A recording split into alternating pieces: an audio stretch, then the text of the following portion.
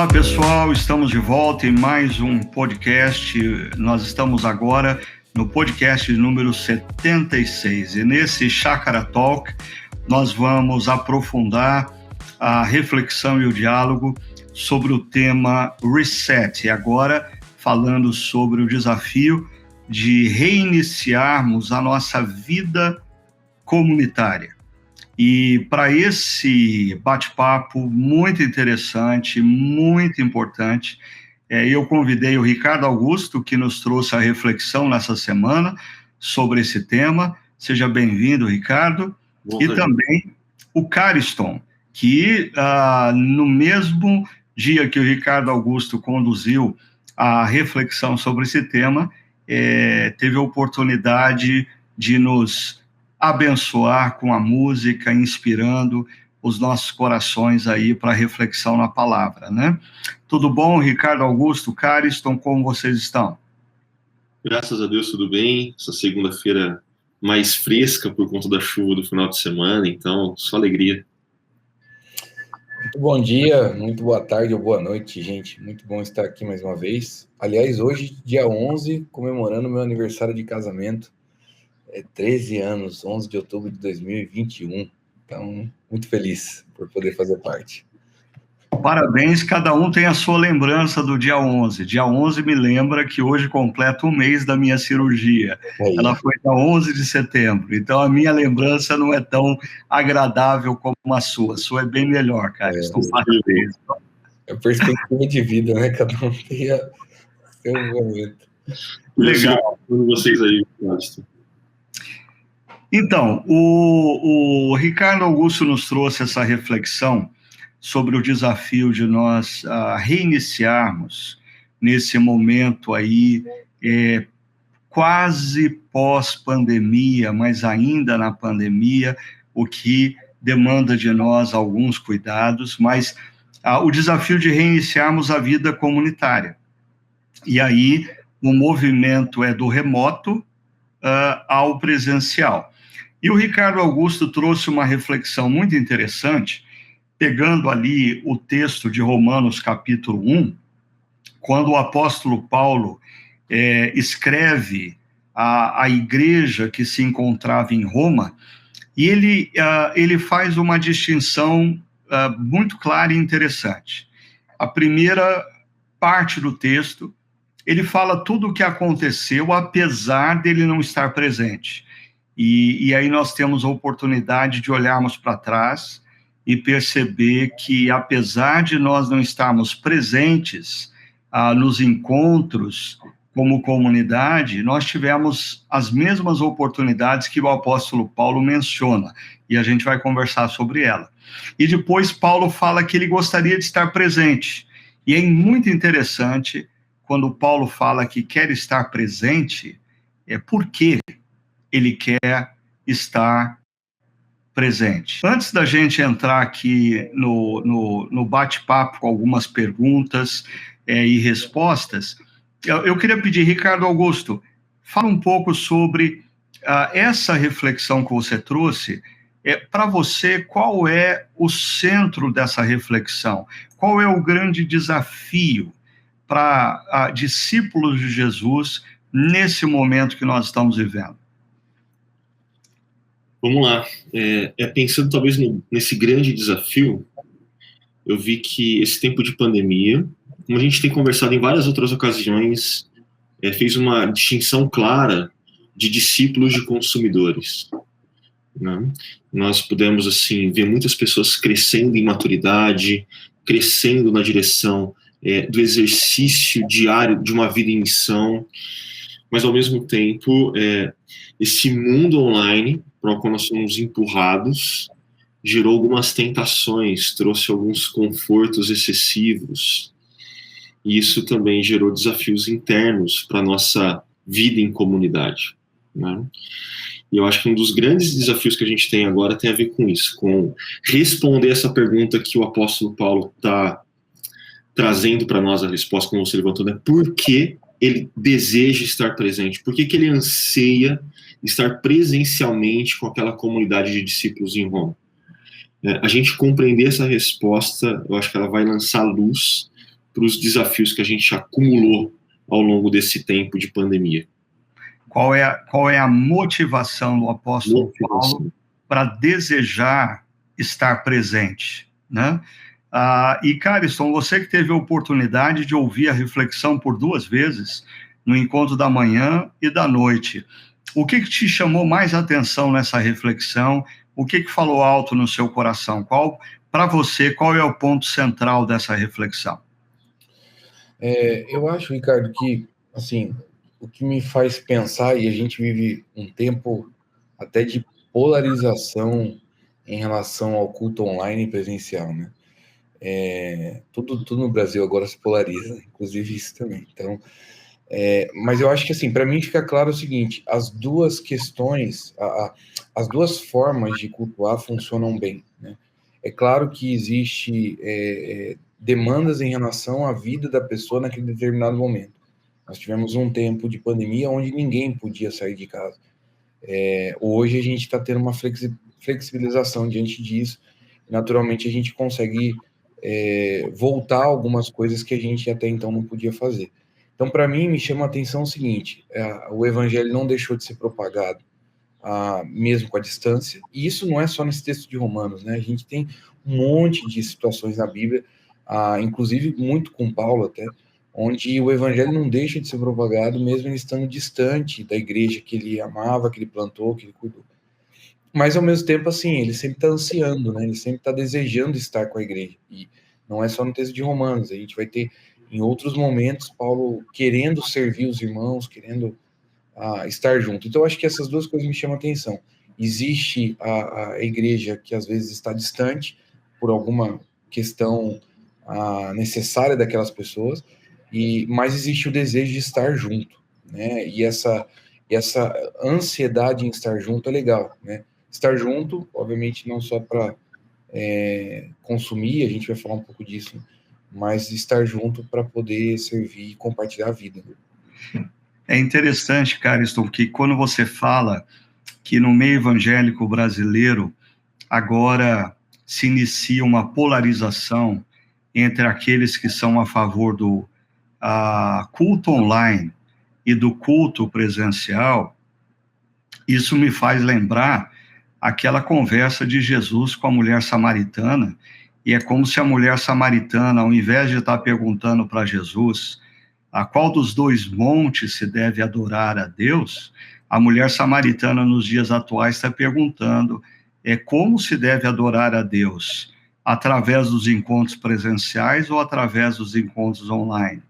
E a resposta de Jesus, aquela mulher, ela deveria ser considerada como a resposta definitiva para todos nós, né? Que Jesus aponta ali que a questão não é em que monte você adora, mas sim que você adora a Deus em verdade e em espírito, de todo o coração. E eu acrescentaria mais uma coisa, porque essa palavra culto, ela sempre me soou, sempre doeu nos meus ouvidos, desde o momento em que, na minha época de seminário, um professor disse: a palavra culto é uma palavra pagã.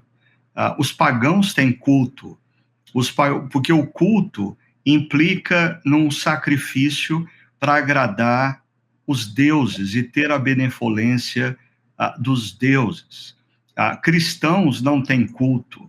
Cristãos têm momento de adoração comunitária, porque eles adoram a Deus aonde quer que eles estejam, ao longo de cada dia, cada momento, seja onde eles estiverem. E quando eles podem, eles se reúnem comunitariamente para um momento de adoração. Eu acho que isso, porque muito dessa noção de culto online e culto presencial, às vezes eu percebo que está atrelada essa coisa de, não, se você não fizer o sacrifício de ir presencialmente no culto, Deus não vai se agradar de você, porque você está sendo um folgado e está ficando na frente da televisão, e Deus demanda de você sacrifício. Peraí, o sacrifício que Deus demanda é aquele que foi feito por Jesus. e todo aquele que crê em Jesus tem a salvação pela graça. E nós nos reunimos em adoração comunitária como fruto da nossa gratidão, não como demanda do nosso sacrifício. Mas, pontuado isso, não sei se vocês querem acrescentar alguma coisa, senão eu vou passar aqui para algumas perguntas para vocês. Ricardo, eu acho que compensa nesse tópico mencionar a nossa conversa de bastidor, né? De que nesse momento tem muitas pessoas priorizando essa teologia do culto, olhando para ela com todo o cuidado e zelo do mundo, mas à medida que eles fazem isso, eles menosprezam uma boa teologia do que é essa igreja, uma boa eclesiologia. E aí a resposta, qual é a prioridade da vida da igreja, em vez de ser viver em missão, servindo a Deus para que essa missão resulte em adoração, a gente vai acabar respondendo, não, a prioridade da igreja é se reunir de domingo para fazer culto. Sim. Eu acrescentaria algo, Ricardo. Eu me lembro justamente da carta de Romanos, capítulo 12, onde Paulo vai dizer que o nosso corpo é o culto racional, né? Então, não é num lugar. O culto é a gente, né? É a gente como igreja, é a gente sendo igreja, onde a gente vive, o que a gente faz. Não é o ritual que a gente faz de domingo, né? Mas é o que a gente faz com a nossa própria vida. A transformação que o Espírito Santo realiza nas nossas mentes e corações. Muito bem lembrado, cara. E eu acho que, assim, com isso, a gente não está desvalorizando, porque aí o pessoal da polarização vai dizer isso. Então você está dizendo que não tem que se reunir presencialmente? A gente não está dizendo isso. A gente está dizendo que a nossa teologia é clara em relação a nós sermos igreja, mas aí em relação a servir o outro, compartilhar a vida, sim, aí nós nos reunimos presencialmente também. Mas aí a gente vai entrar em alguns assuntos, né? Como a gente pode servir a Deus ou servir ao próximo, mesmo estando virtual. É possível? Pode discutir isso. A questão é, o ponto do culto comunitário é o serviço, né? Que o Ricardo está bem. Eu acho que, assim, tudo que envolve polarização faz a gente pensar em A ou B. E essa é uma lógica muitas vezes equivocada, porque às vezes é A e B, e às vezes é nem A nem B. Então, o risco da gente achar que tem que se definir a partir dos extremos é que nem sempre os extremos são corretos. Eu queria só trazer para vocês assim, um pouco de um momento na minha história que foi muito decisivo. Eu estava no meu segundo ano de seminário, segundo semestre, quando eu comecei a ter aula com alguém que se tornou muito importante na minha caminhada, o professor Carl John Bosman. E eu me lembro de uma aula que ele me colocou numa profunda crise, quando ele perguntou para nós, alunos, afinal de contas, o que é a igreja?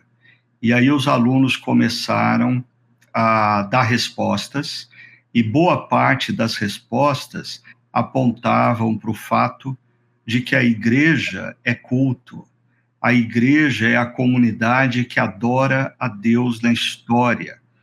E aí ele discorreu sobre os evangelhos e sobre as cartas paulinas, e aí ele deu um nó na cabeça da gente, quando ele chegou em Apocalipse, mostrando que a igreja, ela gera, sim, a adoração a Deus. A igreja é, sim, uma comunidade que promove a glória de Deus na história. No entanto, ele conclui, a igreja promove a glória de Deus na história não realizando rituais aos domingos, mas anunciando o evangelho e se engajando na missão. E duas bases para isso que eu nunca mais esqueci, a primeira delas é Lucas 15, que Jesus enfatiza que a festa nos céus quando pecadores se arrependem na terra. E aí eu trouxe para o resto da minha vida a seguinte imagem: tem igrejas que se reúnem de domingo e fazem uma grande festa na terra, mas elas não promovem festa nos céus. E existem igrejas engajadas na missão que de segunda a segunda, não só de domingo, de segunda a segunda, são promotoras de festa nos céus. Por quê? Porque estão engajadas na missão, homens e mulheres alcançando seus amigos, anunciando o evangelho, fazendo eles compreenderem o evangelho e se renderem ao evangelho. E a última imagem, que eu já falei demais aqui, é a de Apocalipse, quando aquela imagem de João vendo homens e mulheres oriundos de todas as tribos, de todos os povos, de todas as raças, de todas as nações. O que são aqueles homens e mulheres? O fruto da missão da igreja. E quando eles adentram na presença do Cordeiro, o que acontece nos céus? Os anciãos ao redor do Cordeiro, os querubins ao redor do Cordeiro, adoram o Cordeiro, ou seja, Jesus é exaltado nos céus, diante do fruto da missão da igreja na terra. E eu acho que a gente precisa tomar cuidado, porque essa dicotomia culto presencial online está profundamente associada, ao meu ver, a um equívoco. Definir a igreja como culto, quando, na verdade, a igreja é a comunidade dos discípulos em missão na história. E quando eles fazem missão, homens e mulheres se rendem ao amor de Deus e eles promovem festa nos céus, aonde Jesus, o Cordeiro glorificado, é adorado na eternidade. Então, para mim, esse é um divisor de águas da minha vida para compreender o que é igreja. Eu queria só dizer algo, Ricardo, que me chama a atenção também nesse tempo, em relação a essa já polarização que está iniciando, e eu acho que vai piorar, é que antes da pandemia, muitas igrejas pequenas sonhavam em ter um culto online. Era o auge, né? Assim, poxa, vamos, porque a gente quer atingir as nações, quer atingir outras pessoas e tal. Então, assim, a missão era clara. Aí, de repente, veio a pandemia, todo mundo foi obrigado a fazer o culto online. Então, até quem não tinha estrutura, teve que se reinventar. E aí, de repente, agora, a gente está ouvindo crítica em relação ao culto online. Mas espera aí, tipo, era algo que sempre foi um plano, desde que a tecnologia começou a ser acessível, né? É um plano que muitas igrejas já tinham, nunca foi um problema, e de repente agora a gente está discutindo online, presencial, né?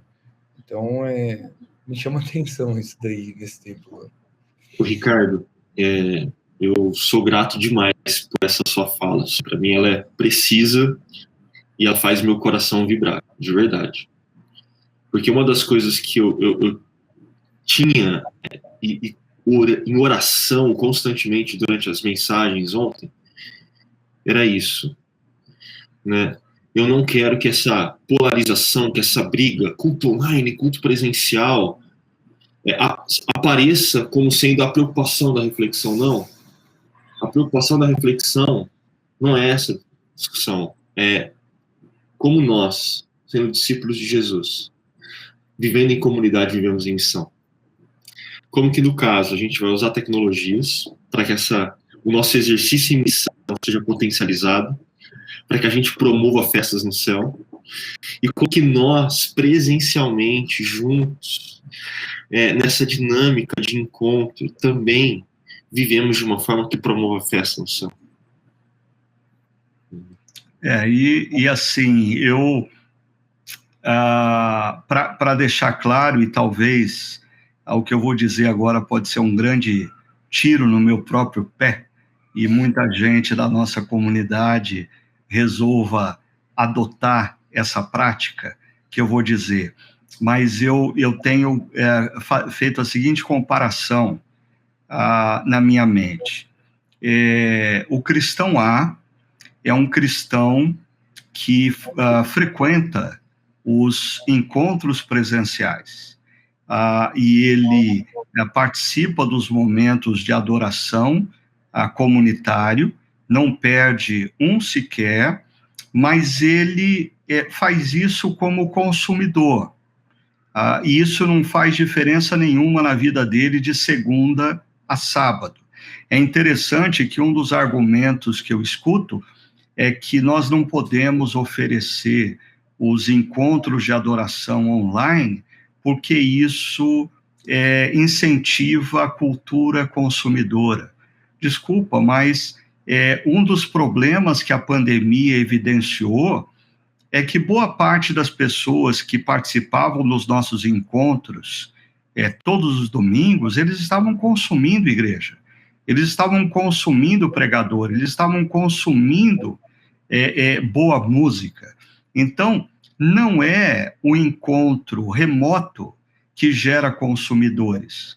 O que gera consumidores talvez seja a teologia nossa como pastores, que ao invés de termos a ousadia de fazermos discípulos tomados pelo anseio de termos comunidades grandes, numericamente robustas, nós aderimos à ideia de fazer frequentadores.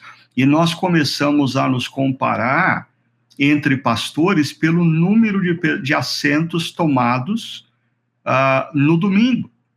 Então, mas eu queria insistir nisso. O que faz um consumidor não é um encontro remoto. Nós temos inúmeros consumidores que participam de encontros presenciais. Eu me lembro do Rick Warren, numa frase clássica dele, e eu acho que ela precisava ser retomada nesse momento de reflexão. Ele dizia: a qualidade de uma igreja não pode ser tomada pelo número de assentos ocupados aos domingos, mas sim pelo número de crentes engajados na missão de segunda a sábado. A igreja de qualidade é uma igreja de discípulos, e uma igreja de discípulos, ela faz mais de segunda a sábado do que de domingo. E só para deixar claro, eu não sou contra a gente se reunir de domingo, não, para ter um momento de adoração comunitária, mas eu acho que assim, o nosso momento de adoração comunitária aos domingos é um momento de celebração. A gente se conecta com os céus, que adora o Cordeiro glorificado, devido aos frutos da missão que nós encerramos no domingo, fruto da missão de segunda a sábado, renovando as nossas vidas e forças para nos engajarmos em mais uma semana de missão. Ô, Ricardo, e essa curva, esse exemplo que você dá de cristão A, cristão B, né, esses cenários distintos, para mim tem tudo a ver com essa passagem de Romanos, com esse trecho que nós nos debruçamos no final de semana, né? Que a parte A do texto tem isso. A ausência presencial, a distância que eles se encontravam, não impediu que algumas coisas acontecessem. Não impediu que o exercício da missão acontecesse. Entretanto, o encontro presencial possibilitava que algumas coisas acontecessem que não eram possíveis nesse contexto de distância. Augusto, relembra para a gente quando Paulo diz para aquela comunidade em Roma que ele queria estar presente, mas até então não foi possível, mas ele via que, apesar de não estar presente, algumas coisas aconteceram. Relembra para a gente o que Paulo diz que foi possível acontecer, mesmo não estando presente. Vamos pensar em dois momentos. O primeiro é quando Paulo diz que ele é grato a Deus porque em todo mundo conhecido daquela época, a fé daqueles discípulos de Jesus em Roma se tornou conhecida. Então, para que a fé deles se tornasse conhecida, duas coisas estão acontecendo. O evangelho está sendo anunciado. E está sendo anunciado de uma forma que possui integridade e relevância para que pessoas, ouvindo, compreendam e se rendam ao evangelho. E à medida que elas fazem isso, os frutos do evangelho brotam na vida dessas pessoas e um novo tipo de vida é manifesto. Uma vida que é contracultural. E isso é extremamente marcante no contexto daquela igreja de Roma. Porque é uma igreja que está no centro do Império Romano, que está debaixo do nariz de César, que está experimentando tensões culturais muito fortes. Então, a primeira parte que Paulo está reconhecendo que a distância não impediu é que a missão acontecesse dessa forma, que o evangelho é anunciado, o evangelho alcança pessoas, transforma pessoas, e essas pessoas vivem de um modo distinto no meio de uma cultura que é contrária à fé delas. Esse é o primeiro ponto. E o segundo tem a ver com a ponta onde Paulo está. Que Paulo fala, olha, gente, Deus é testemunha. Como eu sempre, sempre, sempre me lembro de vocês em minhas orações. A distância não impede a oração mútua, a intercessão pelos outros, né? E isso me faz lembrar, durante a pandemia, uma campanha muito legal que a IBAB, lá do Ed René, lançou, e a gente, na chácara, resolveu aderir e propagar para outras comunidades cristãs também, que dizia, todo dia, no mesmo horário, nós vamos nos encontrar na presença de Deus, né? Ou seja, quando cristãos em diferentes partes do mundo concordam em orar por algo, eles se encontram na presença de Deus, porque eu acho que o perigo que existe nessa ênfase da teologia do culto é o próximo passo dessa teologia do culto, como está sendo propagada, é a teologia do templo. É a teologia do templo. A gente precisa estar num lugar santo, separado, para, de fato, as nossas orações, a nossa adoração ser ouvida. E eu queria lembrar, porque, assim, certamente, Augusto, quando você comenta a partir do texto de Paulo aos Romanos, alguém que conhece minimamente a Bíblia vai dizer assim, não, mas nós estamos falando do apóstolo Paulo distante, mas nós estamos falando de uma comunidade de discípulos em Roma que se encontra presencialmente. Sim, mas essa comunidade dos discípulos que se encontra presencialmente em Roma, ela é muito mais parecida, na época, com os nossos atuais grupos pequenos, comunidades pequenas, com 10, 12, 14, 15 pessoas, do que os nossos encontros nas grandes igrejas hoje. E eu vi durante a pandemia os nossos grupos pequenos mantendo o vínculo de comunhão, orando uns pelos outros e, principalmente, anunciando o evangelho. Uma líder de um dos nossos grupos, Augusto, comentava numa reunião semana passada, dizendo assim, olha, o meu grupo mudou completamente. As pessoas que antes frequentavam, gradativamente deixaram de frequentar online, no entanto, outras foram chegando, e hoje nós temos pessoas que moram no interior de Minas Gerais, que moram em Pernambuco, que moram na Itália, que moram nos Estados Unidos, participando do nosso grupo pequeno, e a gente se reúne para compartilhar a fé, para orar um pelo outro, e a gente sai fortalecido. É uma experiência comunitária. Como negar o fato de que esses irmãos e irmãs, eles não estão no mesmo lugar físico, mas eles estão no mesmo lugar espiritual, na presença de Deus, em adoração, em oração, compartilhando uns com os outros. Ricardo, ouvindo você, me vem duas coisas distintas na mente. A primeira é que é sempre um equívoco quando a gente vai para o texto bíblico com imagens do nosso século XXI. Sim. Então, a gente vai ler a carta lá, o início da carta aos Romanos, e fala, não, igreja tem que ter prédio, culto com louvorzão. Não. Isso não acontece. A gente imagina que Paulo está escrevendo, quando a gente fala que Paulo está escrevendo para a comunidade de Roma, tem gente que pensa que assim ele está escrevendo para a Hillsong de Roma. Né? Na Basílica de São Pedro, que ainda não havia sido construída, né? Tipo, não faz sentido. Aquela igreja está espalhada em casas. Aquela igreja não tem grandes ajuntamentos. Aquela igreja é uma igreja como os nossos grupos pequenos. E a segunda coisa... Desculpa, Augusto. E lembrando que algumas dessas cartas, Paulo escreve preso numa prisão. ele também está isolado. E é igreja. Sim. É igreja. E a outra coisa tem a ver com esse negócio de presença. Porque nós temos essa presença, esse encontro presencial, onde a gente é possível do abraço, né? Ele é mais pleno, ele é rico, ele tem elementos a mais. De fato, a tecnologia é limitada. Mas não é porque no online, no virtual, a gente não tem encontro. Tem. Como você citou, grupos pequenos, com pessoas distantes, estão se encontrando, estão se fazendo presentes virtualmente. Mas o problema é que eu acho que a gente reduziu a discussão muito nessa presença física e presença virtual.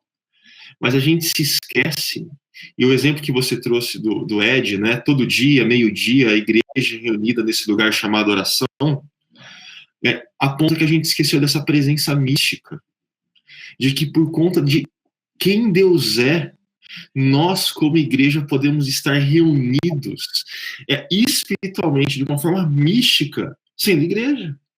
Não depende nem do encontro físico, nem do encontro virtual. E é o que Jesus fala para a mulher samaritana: Deus é espírito.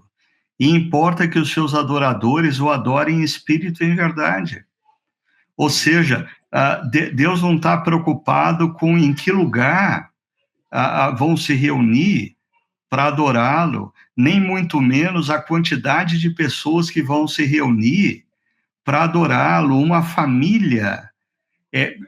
Eu acho que falta a perspectiva histórica para algumas pessoas, para perceber que, por exemplo, na própria Bíblia, nós temos personagens no Antigo Testamento que tiveram que viver a fé de maneira isolada, e nem por isso eles deixaram de cumprir a missão.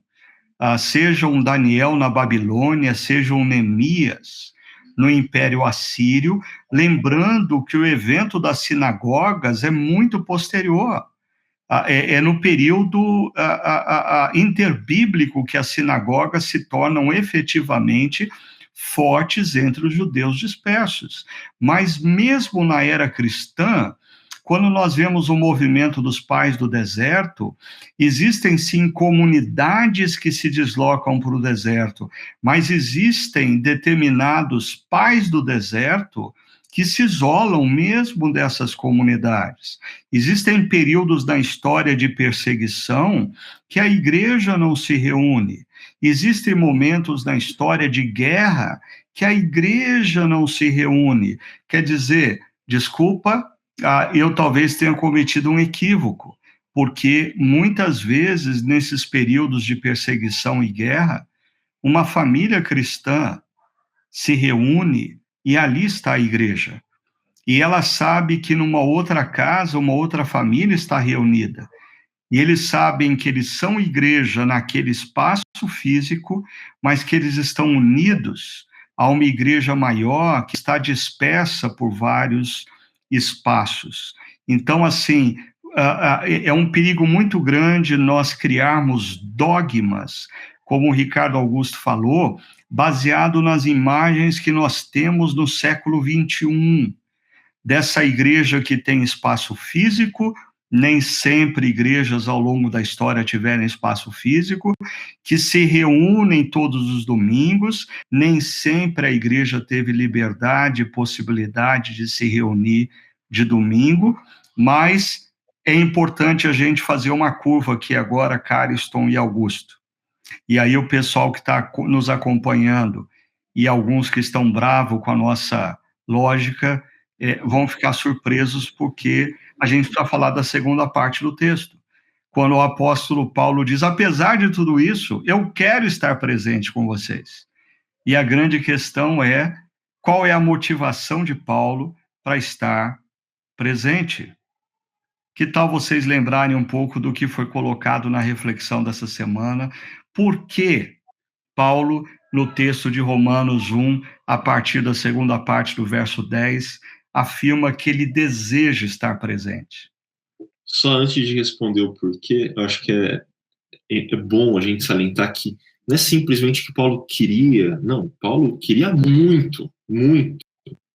Nesse breve trecho, ele disse que era uma oração constante dele estar presente. Ele disse que é um anseio do coração.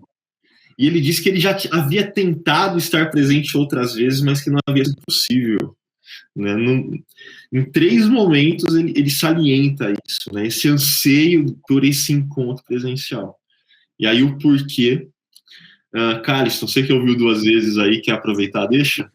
Cara, pois essa ansiedade de Paulo é muito interessante, né? Tipo, é um desejo grande mesmo. A gente falou algumas semanas atrás sobre ansiedade, né? E que a ansiedade é uma coisa que a gente quer muito, que você, assim, fica esperando, né? E é essa palavra ali de Paulo. Então, assim, ele está desejando muito isso. Mas ele põe 2 coisas, assim, que me chamou a atenção nesse texto.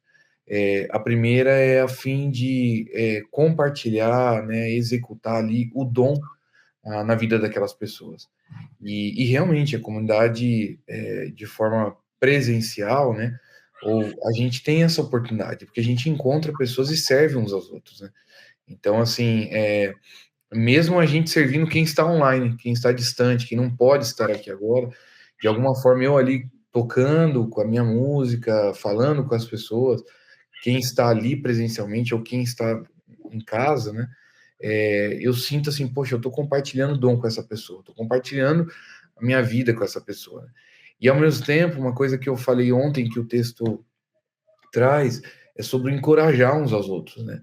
Eu acho que uma comunidade de discípulos, e aí, assim, independente do remoto ou do presencial, mas falando dessa ansiedade de estar próximo um dos outros, ela encoraja um ao outro, né? Nos momentos difíceis. Então, assim, eu acho que a gente está fazendo essa curva para dar importância de estarmos reunidos juntos, mas eu me lembro do tempo difícil que eu passei nesse ano em relação à pandemia e nesse momento, no momento mais alto da pandemia desse ano 2021, em março, onde eu tinha já perdido minha mãe e perdi meu pai. E foi nesse momento onde eu tive muito encorajamento de pessoas, né? De amigos da comunidade, de amigos de outras comunidades, aqui numa conversa, aqui numa oração, aqui num apoio financeiro, enfim, de várias formas, assim, me encorajando, né? Então, assim, e a gente não precisou dar um abraço, né? Apesar que eu gosto muito de dar abraço, mas assim, a gente não precisou disso, né? A gente estava junto. Mas eu acho que é isso, eu acho que a ansiedade de Paulo em estar junto é essa coisa de, ó, eu preciso compartilhar meu dom com vocês, eu preciso compartilhar o encorajamento e a gente se encorajar um ao outro. Legal. E antes da gente entrar nessa dimensão de Paulo desejar estar presente para repartir dons e servir os irmãos, encorajando-os, eu queria só voltar um pouquinho, lendo a primeira parte do verso 11 de Romanos 1, que Paulo diz, eu anseio vê-los. E no verso 10 ele diz, eu peço que agora, finalmente, pela vontade de Deus, seja-me aberto o caminho para que eu possa visitá-los. Ele ora por isso. E ainda no verso 13 ele diz, quero que saibam, irmãos, que muitas vezes planejei visitá-los, mas fui impedido. Então, eu acho que assim, existe uma dimensão aqui que Paulo deseja estar com aqueles irmãos, não porque isso é uma obrigação, mas porque isso é bom. Isso me faz lembrar do salmista que diz, alegrei-me quando me disseram, vamos à casa do Senhor. E aí, é claro, o salmista está falando do templo. Nós, como cristãos, não trabalhamos com o conceito templo, porque nós somos o templo do Espírito Santo, mas uma atualização desse salmo seria, alegrei-me quando me disseram, vamos nos reunir com outros irmãos para adorarmos comunitariamente. Então, Paulo deseja, porque é bom, não é uma obrigação, não é uma demanda, mas é fruto de algo que é agradável.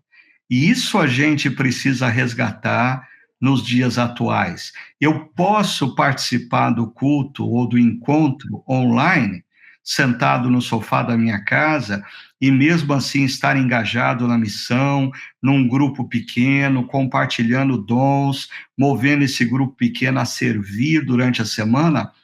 Posso. Mas eu posso sair da minha casa, ir até um espaço para um momento de adoração comunitária?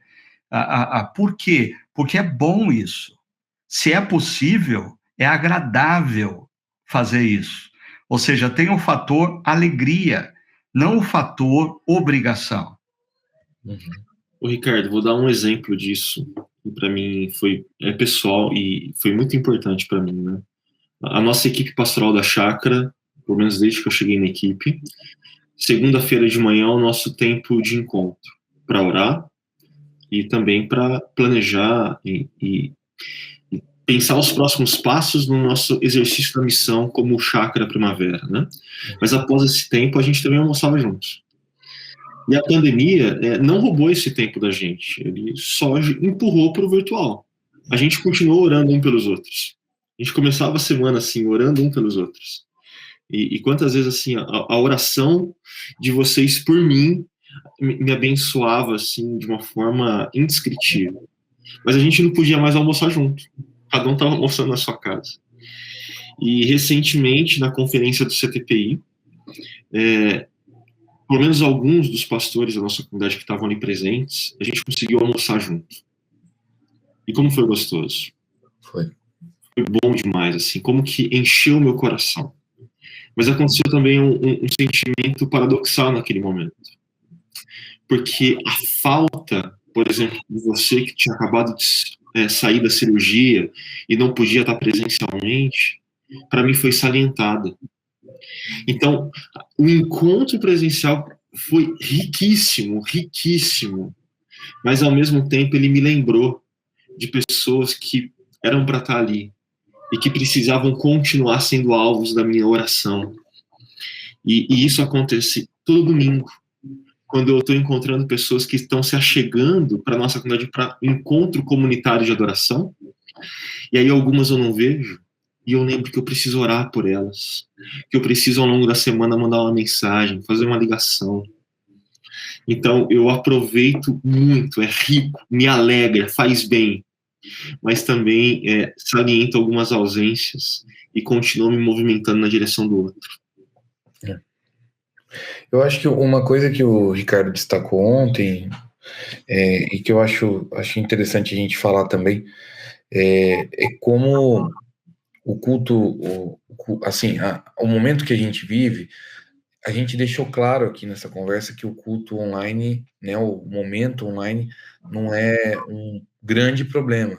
Pelo contrário, né, é o evangelho e a missão acontecendo em determinados lugares. Mas a questão é que eu acho que a gente também começa a entrar num outro ponto, que é o conformismo, né? E o Ricardo Augusto trouxe isso ontem, né? Essa coisa de assim, então como eu tenho essa opção online, e para mim até é mais confortável estar em casa do que ter que ver alguns irmãos, que de repente eu discordo da sua posição política, ou que eu discordo do seu jeito, é mais fácil ficar em casa. E aí eu acho que a gente corre o outro risco, né? Que é o que a gente estava falando um pouco do crente consumista, né? Do cristão que é consumista. Mas eu acho que é isso, assim, muitos querem evitar o encontro presencial também pelo fato de não querer ver o outro, de não querer servir o outro, né? E eu acho que isso se reflete até na questão dos grupos online que a gente até então está tendo, né?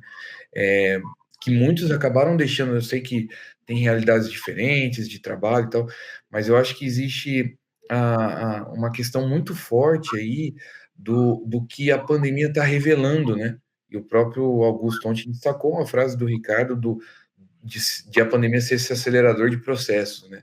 E eram processos que já vinham acontecendo, não só crentes consumistas, mas crentes que também assim não querem lidar com com o outro, com o jeito do outro, né? Eu quero as coisas do meu jeito, então é mais fácil ficar em casa ou até dizer que estou assistindo em casa quando na verdade não estou, né? porque essa coisa do online também tem seu perigo, né? De assim, você acessar o link do culto e começa a tocar ali, você nem dá atenção, vai tomar seu café, vai lavar a louça, e de repente na hora da palavra você vê um pouquinho, aí você mexe no celular, enquanto, quer dizer, na verdade você não está ali cultuando, você não está ali nem participando daquilo, você está simplesmente assistindo como um programa de televisão, até menos, né? Mas deixa Cariston, deixa eu dar uma outra visão disso aí, porque assim, eu estive pregando durante muitos anos presencialmente. E eu via, enquanto eu pregava, pessoas que no meio da pregação levantavam para ir no banheiro, levantavam para ir buscar água, ou estavam olhando para os seus celulares e não estavam tomando nota, eles estavam consultando suas mensagens. Então, assim, eu acho que o primeiro ponto que eu, desculpa de insistir nisso, mas eu acho que a pandemia, ela acelerou o processo, sim, e um dos processos que ela acelerou foi a de manifestar que parte das pessoas que estavam com a gente na igreja não eram discípulos, eles eram simplesmente consumidores. Então, o discípulo, ele, se ele tiver que participar de um encontro remoto, ele vai participar com consciência, ele vai ouvir a palavra como parte do ensinamento de Jesus para a vida dele naquela semana, ele vai participar das orações, acolhendo as orações no seu coração.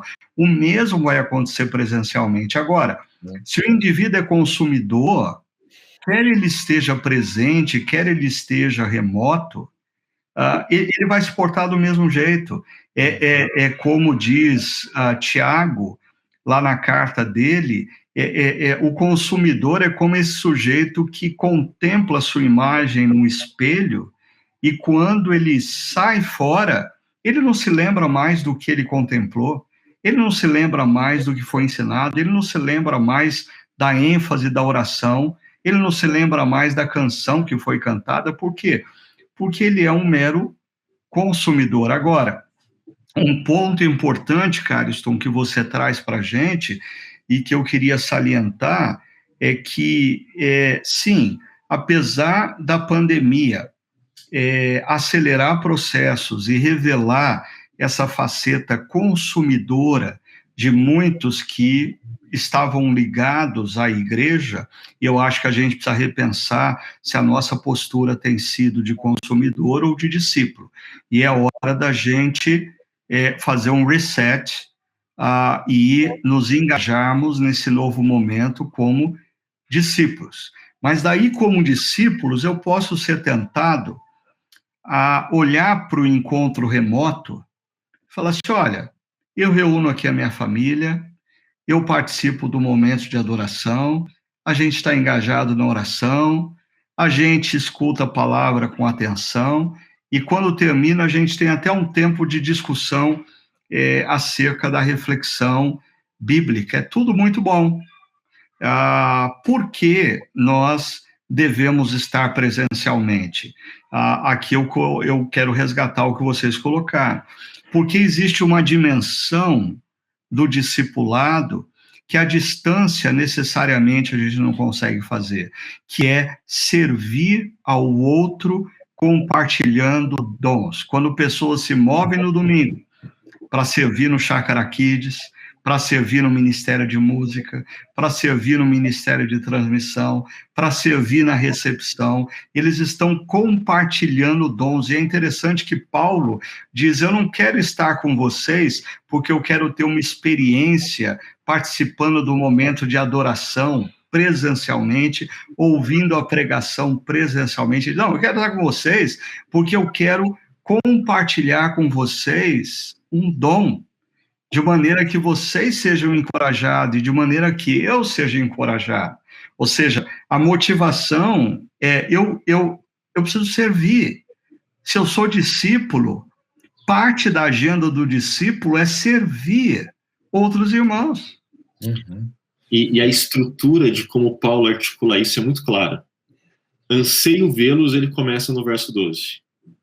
A fim de, o objetivo disso, de estar com vocês, é compartilhar algum dom. E aí, para fortalecê-los. Quem é o foco da ação de se compartilhar não é ele mesmo, é o outro. Isso é um golpe nessa lógica de consumo que nos coloca como centro de todas as coisas. E aqui eu espero que tenha ficado claro, gente. A lógica do consumo, ela vai te tentar, seja no online, através de conforto, comodidade, ou no presencial, através de, olha, que experiência sensacional é essa. Mas o desafio nosso como discípulos de Jesus é sair da zona de conforto, sair dessa área de consumo e se engajar no serviço, compartilhar com foco no outro. A primeira série que eu me marcou na Chácara, uma série antiga que o Ricardo pregou, e o título da série era Uma Espiritualidade Outro-Centrada. E eu lembro que foram 4 mensagens onde o Ricardo, lá em 2009, acho que essa série é de 2009, falava de que a nossa fé tem o foco no outro. E é interessante, Augusto, que você fez menção quando Paulo diz que eu quero estar presente a fim de que, e aí no grego a preposição que aponta para o objetivo, a fim de que, né, vocês sejam fortalecidos, mas daí ele complementa, para que eu e vocês sejamos mutuamente encorajados pela fé. Existe uma dimensão do encorajamento na caminhada do discípulo, e eu diria que é uma dimensão mística, que ela só se dá quando eu sirvo outro. É interessante, o ato de servir outro deveria ser um ato de eu despender energia e eu me enfraquecer. Mas existe uma dimensão mística que quando, como discípulo, eu sirvo o outro, eu sou fortalecido. E o outro é fortalecido. Eu até, assim, falei, né, que humildemente eu chamei isso de o milagre do serviço. Porque como a gente explica isso? É algo que foge da nossa compreensão, assim, meramente lógica de 2 mais 2 é 4. Não, isso é algo que surpreende. Só Deus é capaz de fazer esse negócio. Cara, mas é engraçado isso, porque Jesus é esse exemplo, né? De alguém que na cruz ali com toda a dor, com todo o sacrifício, ele é encorajado, lembrando do que estava acontecendo, né? Então, apesar de ele pedir ajuda para o pai algumas vezes, da situação de ele suar sangue, como a palavra diz, ele olha para aquelas pessoas ali e consegue olhar para o céu e dizer, ó, tudo está consumado, né? Quer dizer, valeu a pena esse serviço, né? Então, e realmente, gente, assim, eu tive essa experiência nesse ano, ressalto mais uma vez a minha dor aí desse ano que passou, que ainda não acabou, né? Mas uma das coisas que eu mais me senti encorajado foi quando eu ligava para as pessoas para saber delas, né? E ouvir, e poder compartilhar e orar, me dava força, né? Uhum. Sem explicação, não tem onde tirar isso mesmo, simplesmente fazer força. E eu queria aproveitar, porque eu sei que muitos pastores e pessoas que atuam remuneradamente em comunidades cristãs, e a gente tem uma equipe grande remunerada, eu queria lembrar vocês que eu acho que existe um risco muito grande de pastores e equipe remunerada, porque Paulo está dizendo que ele deseja estar presente para servir. E quando ele compartilha dom, pessoas são fortalecidas e eles são mutuamente encorajados. Paro e me lembro de falas que eu já ouvi de pessoas de equipe remuneradas de igreja e até de pastores. Eu estou exausto, eu não me sinto, eu me sinto drenado na minha fé. A minha pergunta é, será que não existe o perigo de pessoas remuneradas passarem a estar presente porque elas precisam estar presentes. E elas não servem mais com alegria, elas servem porque elas são pagas para servir. E o resultado disso é essa dimensão mística do encorajamento mútuo. Não acontece. E aí você dá o que você não tem, e você é drenado na sua energia, e você não é renovado nas suas forças, porque essa dimensão mística demanda: eu desejo estar presente, eu quero servir, eu quero compartilhar o meu dom para que pessoas sejam fortalecidas e, consequentemente, aconteça esse milagre que o Augusto chamou aí de renovação. Eu acho que pessoas que atuam de forma remunerada em igrejas precisam tomar muito cuidado com isso, porque às vezes nós deixamos de atuar a partir dos nossos dons com a consciência do porquê que a gente faz isso. E a gente passa a atuar porque a gente é pago para fazer. E aí você se esgota espiritualmente e você não usufrui desse milagre da renovação espiritual que a palavra de Deus aqui, nessa carta de Paulo aos Romanos, promete que acontece quando a gente serve. Nós somos mutualmente encorajados. Ricardo, ouvindo você, para mim vem duas sequências distintas de como a gente pode lidar com o ministério, aqueles que são remunerados, né? A primeira é essa de Paulo. Você não é obrigado, mas você deseja estar lá para compartilhar o que você tem do bem do outro. E aí nessa, você experimenta desse milagre do serviço e sai renovado. Mas a outra lógica que é, você não deseja estar lá, mas você se vê obrigado, não para compartilhar, mas para prestar um serviço. E aí nessa, você acaba sendo drenado e termina cansado, esgotado, sem experimentar esse milagre do serviço que traz renovação. Eu acho que uma coisa interessante, Ricardo, que o Augusto está pondo aqui, que vocês estão colocando, é de como a pessoa enxerga em relação a uma comunidade que ela presta serviço, se a gente abordar esse assunto, como ela enxerga essa comunidade para ela. Se é um ambiente de trabalho, então eu vou, faço o meu serviço, vou embora, ou se é a minha comunidade. Essa separação, porque assim, acho que chega uma hora que se a pessoa talvez está olhando só como um serviço, talvez é hora de ela partir para outra coisa, porque isso vai deixar ela doente. Sim. Quando você não olha o lugar que você está ali, prestando um serviço também, obviamente, você precisa receber para isso, mas quando você não olha como sua comunidade, tudo vira um peso. Então, eu lembro de uma professora no seminário, que quando a gente chegou no primeiro ano, ela disse assim, olha, eu não entendo, tem pastores que chegam na segunda-feira e como é a folga, ele não atende ninguém, né? Eu vou falar isso com muito cuidado aqui, tá? Eu sei que a gente precisa do nosso tempo de descanso, que você precisa preservar isso, sua saúde, várias coisas.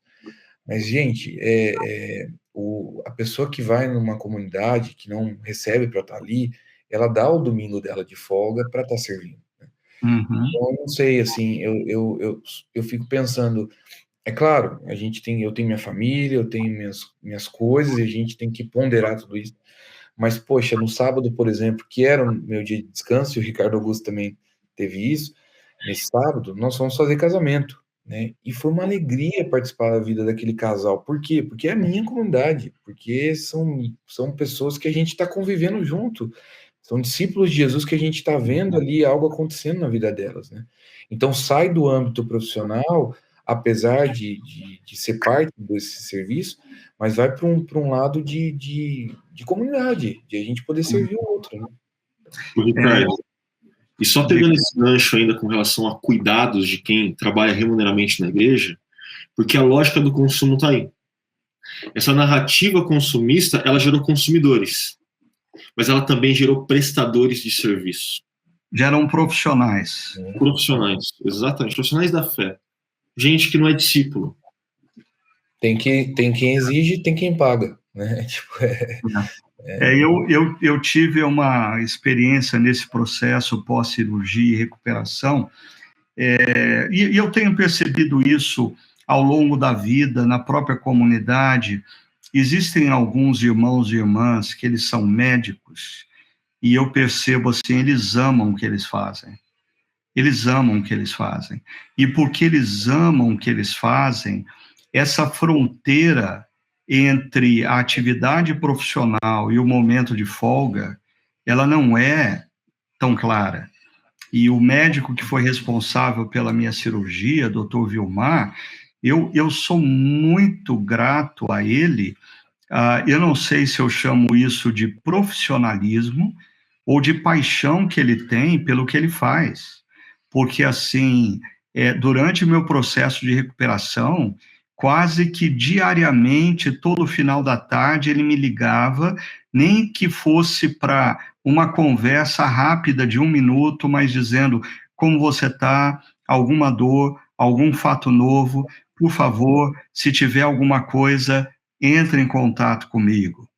E aí eu me lembrei dele quando o Cariston falou, porque eu, ao longo dos meus 35 anos de ministério pastoral e inúmeras pessoas em equipe, eu já vivi situações de pastores que tiram, quando não tinha celular, tirava o telefone da tomada no dia de folga, porque não ia atender o telefonema de ninguém, ou, hoje em dia, desligam o celular porque não vão atender o telefonema de ninguém.